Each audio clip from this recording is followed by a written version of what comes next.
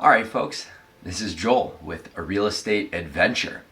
This video is a part of our Investor Knowledge series where we're focused on helping you understand the world of commercial real estate and how to either actively or passively invest in it. Today, I wanted to talk with you about IRR, internal rate of return. I always get a lot of questions on this when I'm talking with folks, and I thought it'd be good to record a quick video to help you understand it a little bit better. And I'm going to simplify it down into real world applications. For fun though, let's read what Investopedia has to say.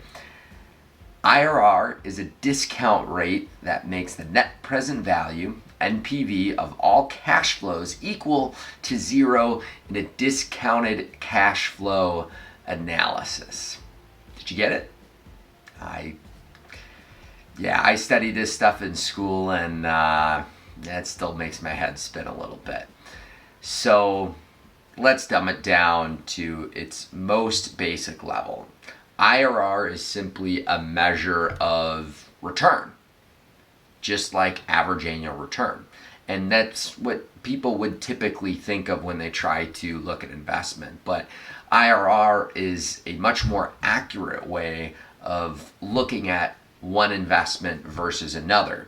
The key thing is it helps us look at uneven cash flows. So think of it as 1 year you get $100 back on your investment, the next year you get 50, the next year it's 75.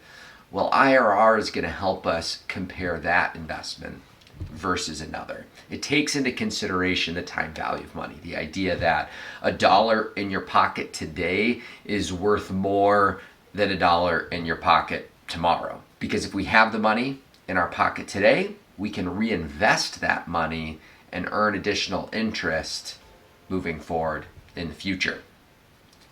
So to explain IRR in the most simple way that I know how, I like to bring up this example.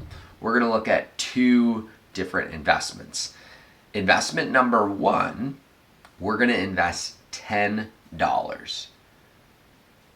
Over the next 3 years, we're going to get $30 back. In this first example, year one, we're going to get $10. Year two, we're going to get $10.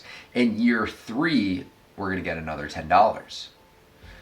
The average annual return on this investment is 100%. We invested $10 in each year. We got $10 back. The equity multiple is going to be 3x on this investment. Now let's look at investment number two. Same thing. We're going to invest $10, but we're going to get $30 back. Exactly the same. However, in year one, we're going to get $20. Year two, we're going to get $5. And year three, we're going to get $5. So in both examples, our average annual return of getting $30 back on a $10 investment is $10 a year, or 100%. In the first example, the IRR, if we went and calculated this using a really simple Excel formula, would tell us that we had an 83% IRR. Investment number two would show us that we had an IRR of 131%. So if we're comparing these two investments, IRR is going to differentiate them, whereas average annual return wouldn't. As investors, it's important for us to have measures of looking at one investment versus another in ways that differentiate them to help us make a decision as to what we want to do moving forward. Now, of course, in real world, no two investments are exactly alike.